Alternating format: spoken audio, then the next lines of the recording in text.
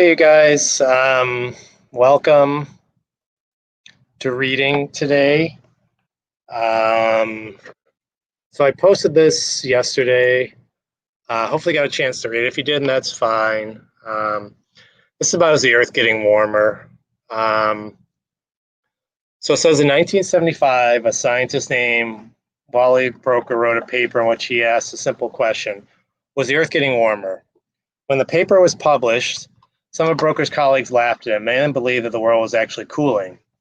Historically, there have been periods when the Earth's temperature has slowly risen and cooled over thousands of years. This is a natural process that can be caused by many factors, including change in the radiation from the sun, change in the Earth's orbit, and volcanic activity. However, climate change can also be caused by changing the amount of certain gas in the atmosphere. Uh, Broecker had noticed the amount of carbon dioxide, a colorless, odorless gas, was slowly building up. While some carbon dioxide is produced through natural processes, large quantities are all produced by humans. Carbon dioxide is generated in especially large amounts when we burn fossil fuels such as oil, coal, and natural gas. The burning happens when we drive cars, use electricity, and make certain products. When released into the atmosphere, carbon dioxide traps heat. Broecker reasoned that if people produce a lot of carbon dioxide, then enough heat would be trapped and the Earth would begin to warm. He called it global warming. Several decades later, many climate scientists agree with Broecker. The Earth is heating up and humans are largely responsible. The warming process is often referred to as climate change. More carbon dioxide is being produced than ever before. Every year, humans produce about 8 million metric tons of carbon. 2012 was the hottest year in recorded history.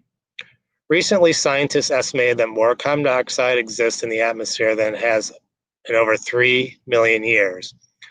While scientists understand how climate change works, some of its effects are still difficult to predict. Some scientists expect an increase in so-called warmer weather events, such as hurricanes and floods.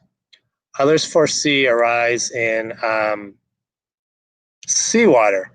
While exactly what change will happen is unclear, Broecker has warned that people should prepare for some large disturbance. In an interview with the Guardian, a British newspaper in 2008, he compared the Earth's climate to a wild animal.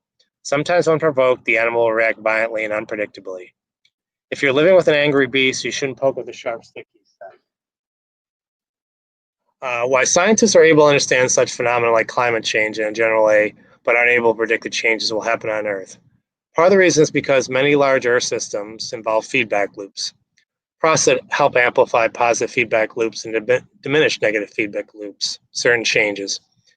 Feedback loops occur in climate systems too.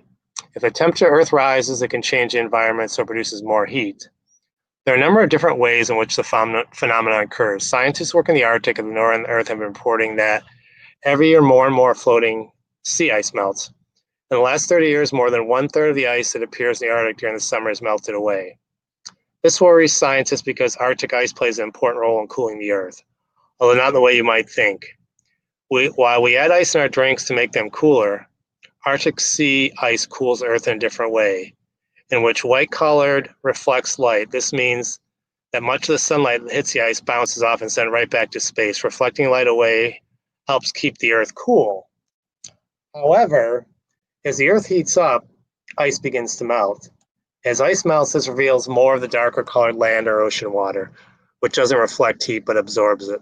So less light is reflected back into space, causing the climate's temperature to increase. As the world gets hotter, this causes the ice to melt even faster. This increase in temperature causes still more ice to melt, which causes the world to get hotter, etc. This is an example of a positive feedback loop, which heat produces more heat. Similarly, there are other climate systems that get caught in a feedback loop. There are many gases like carbon dioxide that contribute to global warming. Some of these gases are trapped in the frozen tundra across Alaska, Canada, and Russia, and other northern lands. This soil whose temperature is below freezing is called permafrost. When permafrost melts, much of the gas is released in the atmosphere. This has caused the atmosphere to warm up, which melts more permafrost, which heats up the atmosphere, etc. Again, a feedback loop ensures in which a warm climate leads to the creation of even warmer climate. A more complex example of this phenomenon involves the Amazon rainforest. When temperature rises, the rainforest experiences more droughts and wildfires. This causes more trees to burn down. Just when humans burn fossil fuels, the burning of trees causes large amounts of carbon dioxide released in the world. Trees play two important roles to prevent global warming. They help absorb carbon dioxide, which prevents it from trapping heat in the atmosphere, and rainforest trees help pump water in the atmosphere. When trees burn down, less water is pumped into the atmosphere, which leads to less rainfall, which leads to more trees burning, which leads to more carbon dioxide being produced. These are both examples of positive feedback, but feedback can be negative too. When negative feedback occurs, an original effect is diminished. Both positive and negative feedback loops can occur in all kinds of Earth systems, not just in a system related to climate. For example, a relationship between two different species of animals is kind of a system as well. Periodically, the populations of certain animals will wax and wane. In some cases, a population species can become stuck in a negative feedback loop. This can occur if a predator becomes too powerful on its prey and too weak.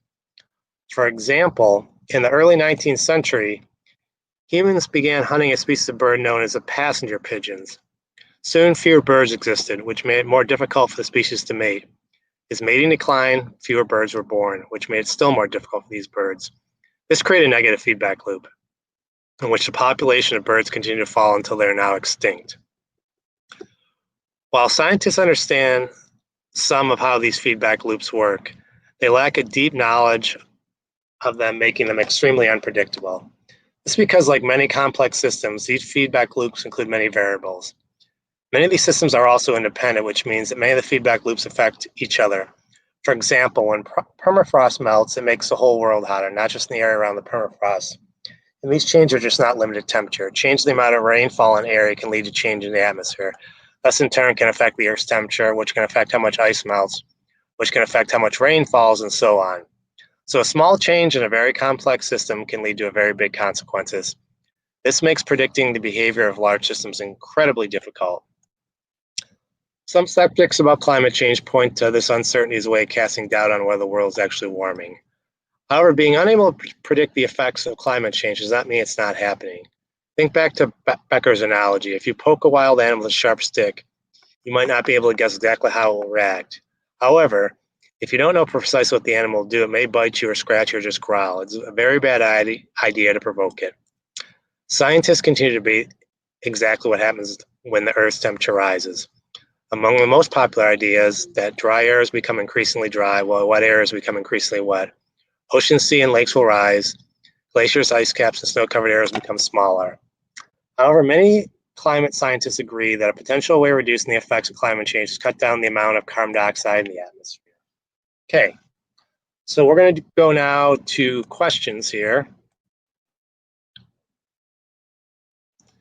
So number one, according to the passage, what gases generate especially large amounts when we burn fossil fuels?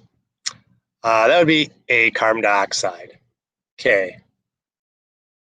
The increase of carbon dioxide in the atmosphere had which effect on the Earth's climate? The Earth's temperatures are rising. Because remember that carbon dioxide traps the heat in, so temperature has been going up. Number three, Arctic ice plays an important role in cooling the Earth. What evidence from the passage best supports this statement?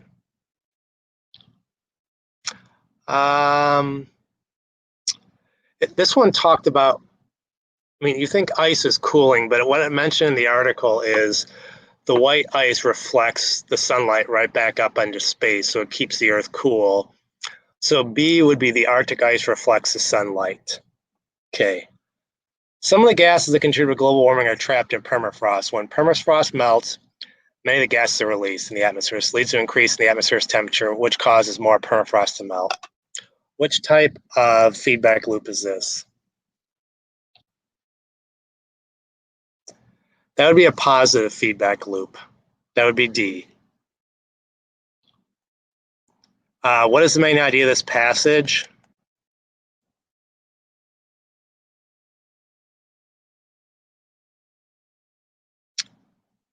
I would say A, climate change is a complex and unpredictable process involving feedback loops. Okay, that would be the main idea. Some of these are other details in here, but the main idea would be about climate change is complex and unpredictable. Okay. 6. It says read the following sentences. Some scientists expect an increase in the so-called extreme weather events such as hurricanes and floods. Others foresee a rise in seawater. What word could best replace foresee? So is it forecast, glimpse, pretend, or discover? Foresee is like kind of seeing out in the future. So that would really, I think, that would be kind of forecast. Because when your meteorologist watch the weather at night on your news, he makes a forecast, and it's kind of predicting what's coming the next few days. So the best one for that would be forecast, would be A, because they're kind of predicting. And foresee, seeing in the future, forecasting is kind of in the future too. 7, choose the answer that best completes the sentence below. Trees play an important role in preventing global warming. Blank, absorbing carbon dioxide and pumping water into the atmosphere. So it would be including, because they do two things. They absorb carbon dioxide and they pump water in the atmosphere. So number 7 would be D. 8. How does carbon dioxide increase the Earth's temperature? We talked about that. Basically, it traps the heat on Earth, and the heat can't escape. So the carbon dioxide is actually acting as a shield to basically, prevent the heat from escaping. So it makes basically Earth's temperature a little bit warmer. So the feedback loop, I'm going to go back so you guys can get a good idea of this. And let me see where that is.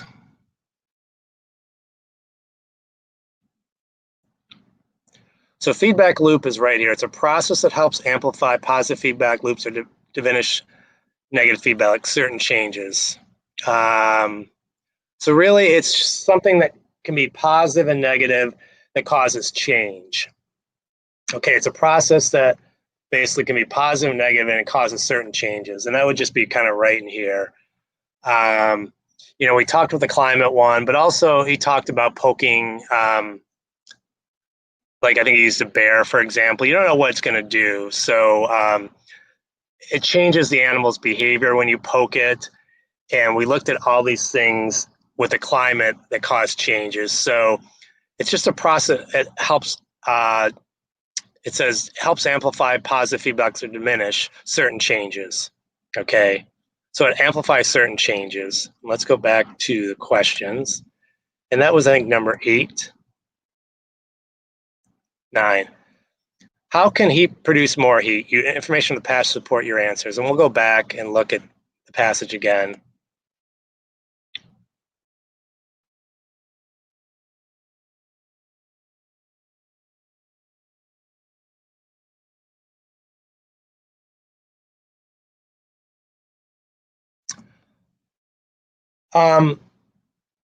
So it talks about the permafrost. That might be a good one. So there's gases trapped in frozen tundra. We'll say like in Canada, northern Canada, where it doesn't get above maybe like 20 degrees, but it's slowly warming up. So when that Earth heats up, that carbon dioxide basically comes out of the ground, gets in the air, and similarly, it doesn't allow the heat to escape from Earth. So that one would be warm. You can use warm weather or higher temperatures cause permafrost to heat up, releasing carbon dioxide in the atmosphere, which in turn makes the temperature hotter on Earth and doesn't allow some of that heat to escape. That would be right in here would be perfect. It talks about what happens in Alaska, Canada, and Russia. So it's just about the gases trapped when the Earth gets warmer, that carbon dioxide gets released out of the permafrost, which in turn makes the Earth even hotter. Okay. And let me see here. I think, was that it? Yeah, and that's it. You just use the example right there. Okay. Once again, you guys, I just want to show you this. If you're having a hard time reading it, you can certainly, when you go to the passage there, you can see that this little arrow right here, you can hit this button and it'll read it to you. So if you want to go back and listen to that again, if you didn't completely understand, you can certainly do that. And you can kind of read the passage while it's playing. Just a little hint. Okay, guys, have a wonderful day. And once again, if you have any questions, please email us or call us. And I will talk to you guys next week. Have a great day. Bye.